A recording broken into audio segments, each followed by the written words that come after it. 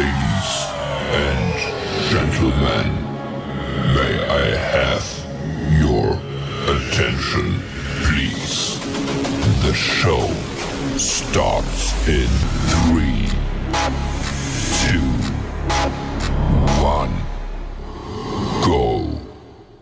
Good morning, CaneSport. It's October 28th, 2021. I'm Gary Ferman, the publisher of CaneSport.com, joined as always by our managing editor, Matt Shodell, as we discuss the news of the day. And Matt, the news of the day is all about the freshman defensive backs getting ready to take on Pittsburgh's passing game, which has been absolutely elite so far this year. I mean, just to throw out some of the numbers for everybody, I mean, this Pitt offense is averaging 45.3 points a game, 525 yards. The difference that you're going to see with Pitt this time around is they actually run the ball better than what we're used to seeing Pitt. Ever since Mark Whipple's become the offensive coordinator there, it's been a pass-happy offense. Well, now they can run the ball too, so that gives Manny Diaz something else to think about as he's scheming up the defense. But Kenny Pickett, the quarterback, has been absolutely sensational the whole year. Last year, in the entire season, he threw 13 touchdowns and also had 9 interceptions. Through 7 games this year, he has 25 touchdown passes so far this season, only 1 interception. He's averaging 324 passing yards a game, and that means a lot of activity for the defensive backs in this game, Matt. And we talked a little bit about it yesterday when the announcement came about Bubba Bolden missing the rest of the season. Today, a lot of focus on James Williams, Cam Kinchens, and how Manny Diaz is going to deal with the whole thing. Yeah, and again, look, I think they obviously have a really good offense, but I would caution us. It's not as good as the numbers you put out there. Just look, they scored 27 against Clemson, ran the ball pretty well against Clemson. Pickett at 302 yards passing, if I remember correctly. So pretty good against Clemson, which speaks for itself. But like the overall numbers you're throwing out there, I mean, they scored 77 points on New Hampshire, 51 points against UMass, 41 points against Western Michigan. The Tennessee defense, isn't real good. They gave up 41 points. So and the other game was against Georgia Tech, which is okay, nothing special, and they scored 52 points in that game. So I mean, it's not, the game I'm focused on is Clemson. That's the real sign of if this is a good offense or not. And yeah, they had over 400 yards, 27 points. Miami's defense nowhere good as a Clemson defense. Now, with that said, the Clemson offense is so bad that Pittsburgh was able to really possess the ball and get a ton of plays in. Against Miami's got a better offense, shockingly, than Clemson. So Pitt's not going to be able to possess the ball quite as much. So it is possible, that the Pittsburgh offense isn't as explosive as the stats you're throwing out there, because the Clemson game is the only real game where a defense that means anything, that's above average, period, faced Pittsburgh, and the Clemson offense was so bad that Pittsburgh had the ball to do whatever it wanted with all night. So, I mean, if you're a Miami fan that actually wants Miami to win this game, and hopefully most Miami fans do, then that's your ray of hope. That's your ray of hope. If the Miami offense can possess the ball and get a couple of stops here and there, maybe Pittsburgh's offense is closer to last year's offense than this year's offense. Last year Kenny Pickett was very average. His touchdown pass interception ratio was almost 50-50. So we'll see. Maybe Kenny Pickett is the Heisman winner and the first pick overall in the NFL draft, or maybe it's a little bit of a mirage because who they faced. But Miami is going to find out for itself pretty quickly. Yep. So no doubt. We're going to find out a lot on Saturday. There's no question about it. Now, one thing to point out is that Jordan Addison, who's Kenny Pickett's top receiver, took a blow to the head against Clemson and might not be able to play Saturday. They have not been declarative along those lines up in Pittsburgh this week. Narduzzi has kind of avoided answering the question. So the people up in Pittsburgh tell me that typically when he avoids answering things like that, it usually has a negative result. So in Pittsburgh, they're expecting Jordan Addison to be on the sidelines on Saturday. That would be a huge, huge, huge plus for Miami, because the passing game will still be good without him, but it has potential to be great with him. So that would be a good development for Miami.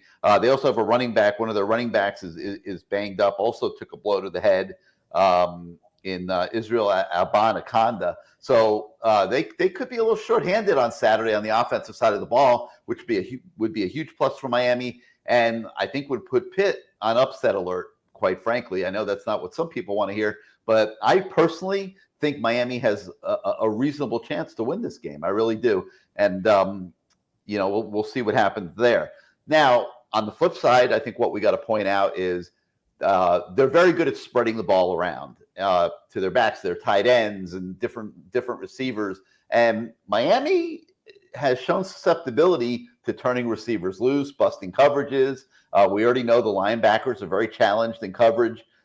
So Pitt will have moments where they move the ball. The question is going to be that can they sustain it for an entire ball game, in which I think it's going to take certainly into the 30s, and it might even take into the 40s to win this game, quite honestly. I'm expecting a lot of offense up there at Heinz Field on Saturday.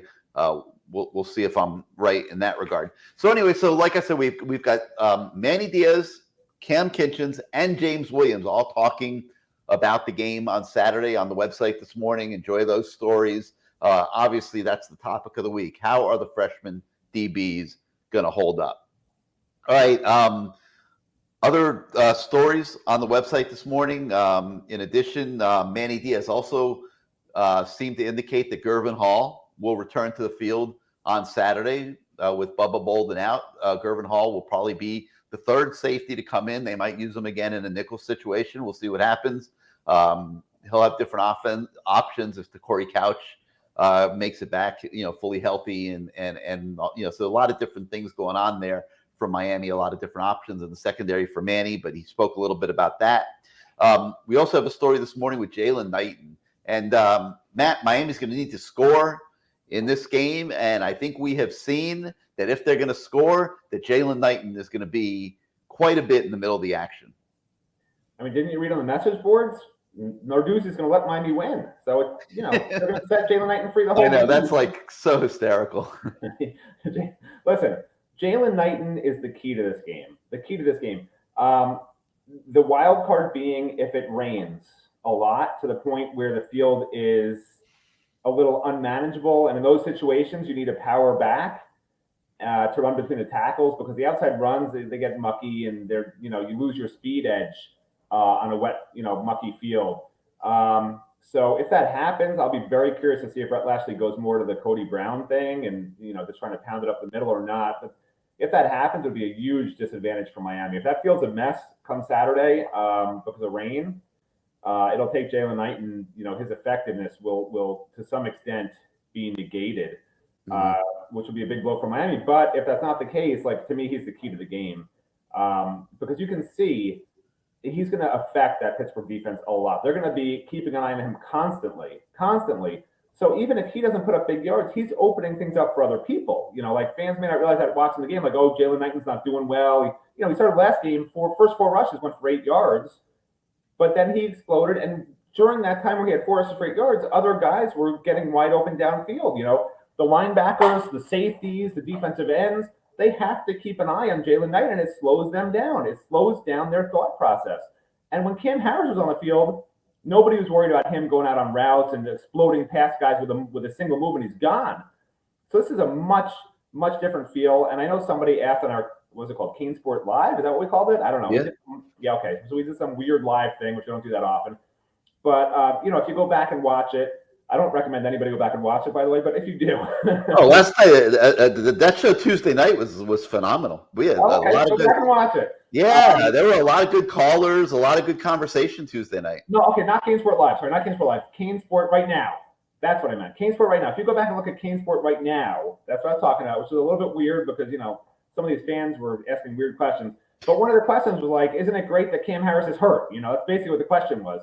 And of course, we responded at the time, you can't say that.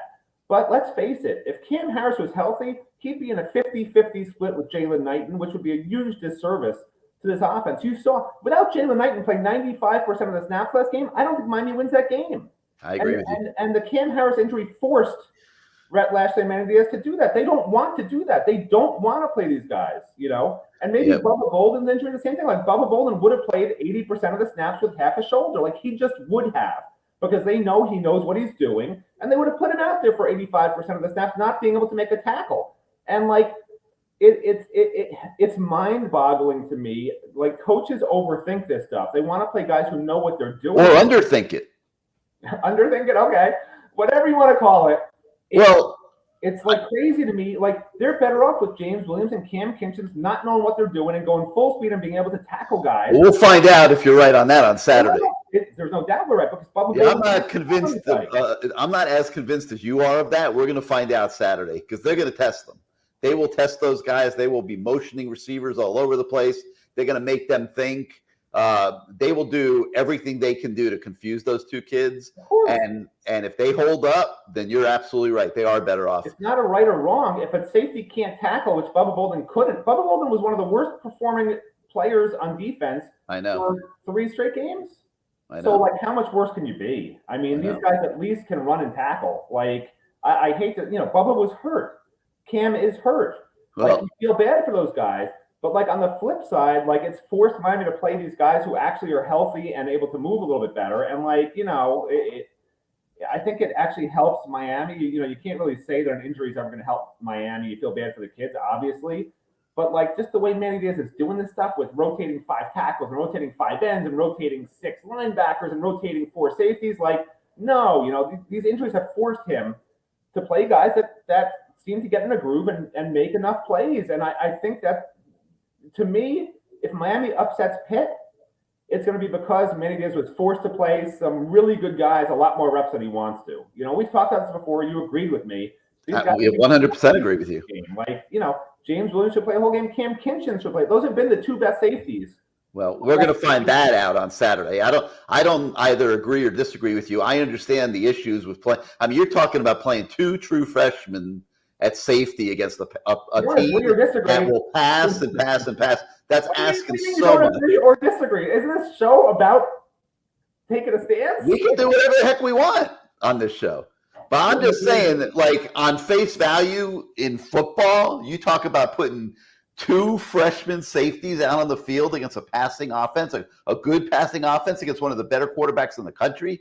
Usually that's a disaster. Do you agree the last 4 games they've been the 2 best safeties on the field when they've been on the field? Yes or no?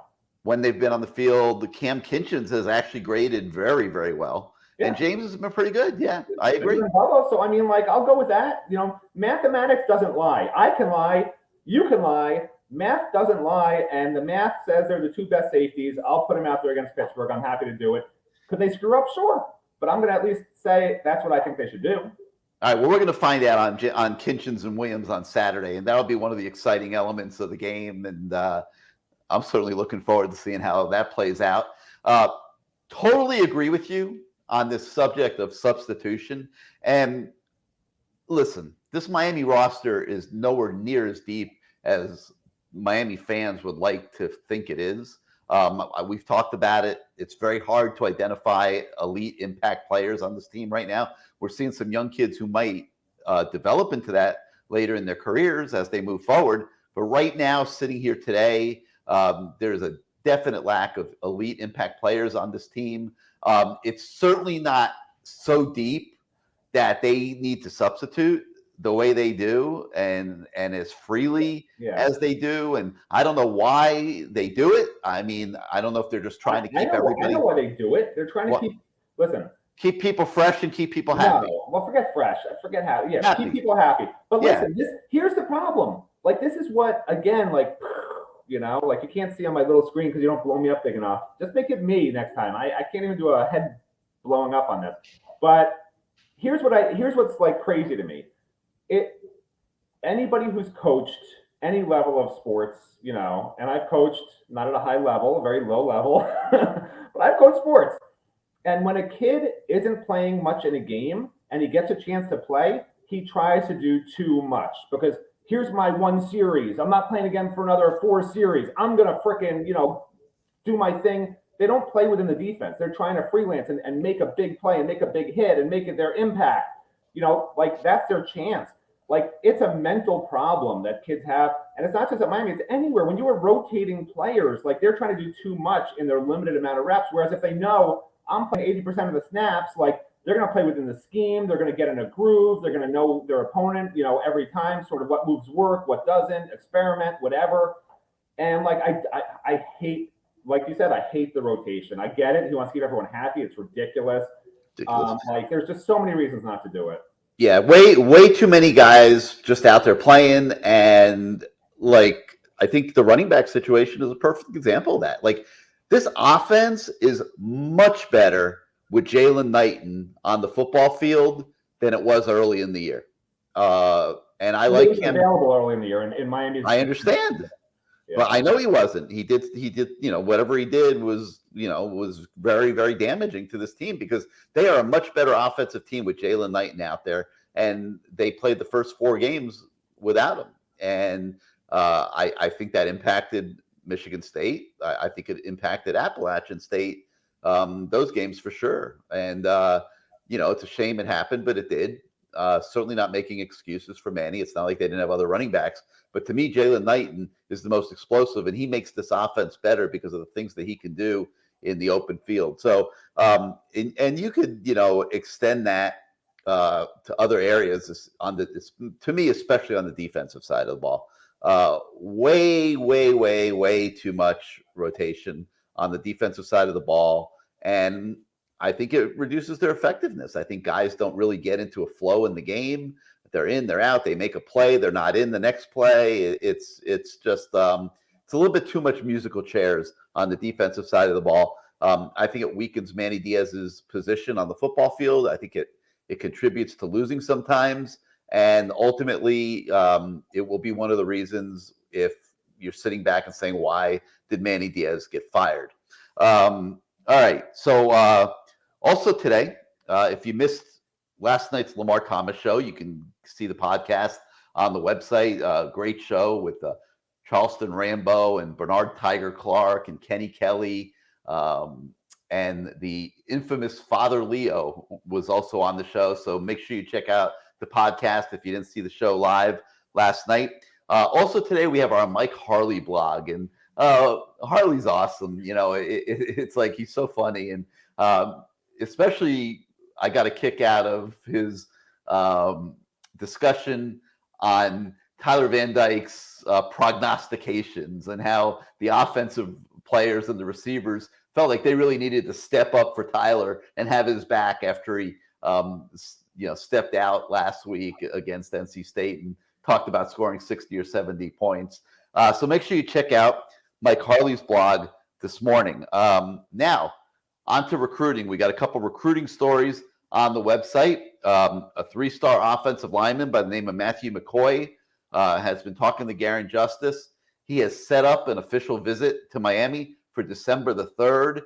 We talked to him just about what's going on in his recruitment now that his profile in the Miami recruiting effort is escalating. And we also have a story on another offensive lineman. This one's a 2024 kid from Georgia by the name of Daniel Calhoun. He landed an offer from Garen Justice this week. You're seeing a lot of activity with Garen Justice in recruiting right now as Miami moves forward to 2024. Obviously, the staff is hoping to still be here. They're focused on trying to win out here and try to earn themselves the right to come back next year and do it all over again. So they're starting to look towards 2024 and obviously 2023 as well. Yeah, let me add something real quick because I talked to Matthew McCoy. I talked to his mom, and this isn't in the story. This is an exclusive for Good Morning CaneSport. So, Florida's pushing for the kid. Ole Miss is pushing for the kid. The kid's he's better than a 3-star. I mean, 3-star rating, whatever. He's going to be better than a 3-star. He's a real recruit. Okay. And these other coaches are all talking to the kid, talking to the kid's mom, building these bonds. Okay. Miami offered the kid September 30th, so a later offer than some other programs, but he did blow up this year. No, I have no issues with that. Okay, you got to wait. You got to make sure the kid's what you want. They had some other guys they thought they'd get. Malik Agbo doesn't look real good. He canceled that visit last weekend, and some other guys. No problem at all with offering this kid when they did. But talking to the mom, the mom's talking to other coaches all the time. She last heard from Garen Justice 2 weeks ago. 2 weeks. Like, if you really want this kid, like, it's closing in. Like, it's closing time. It's October 28th. And if this kid winds up signing in December, he may not. He thinks he probably won't because he wants to take a 5th visit in January. But you don't know that. He's visiting here in December. Like, how are you not talking to the mom either every few days, at least every week? Like, 2 weeks have gone by. She hasn't heard from them. And she's talking to other coaches in the meantime. Like, this is the problem with the staff. You know, like Garen Justice, he calls recruits and I guess maybe sometimes parents while he's out walking his dog. Like, either take your dog for a walk 24/7 or find some other time in your day where you're not with the dog when you can call these freaking kids and parents. Like, this recruiting staff, they need to get their blank together, man. Like, across the board. Like, T-Rob kills it, man. The kids love DVD. I think Stephen Field, builds a nice bond, but as only a tight ends coach, like, there's only so much effect he can have, Totally underutilized in recruiting. Yeah, and Northwestern isn't like what it was. Like, he could have had a big impact at Northwestern where he coached. But, like, they all need to be like that, And if they're not, it's on Manny Diaz to say, hey, why haven't you called this kid's mom in 2 weeks? Like, they should be on, it's not just, they should be on top of what everybody's doing all the time. Like, here's the plan. Here's what I'm talking to people. Here's what I'm talking to parents. Here's what I'm talking to the athletic directors. Like, Manny Diaz should know all this stuff. It should be on paper, whatever, because it's way too haphazard. And, like, the key to the future is recruiting, man. And it's freaking almost November.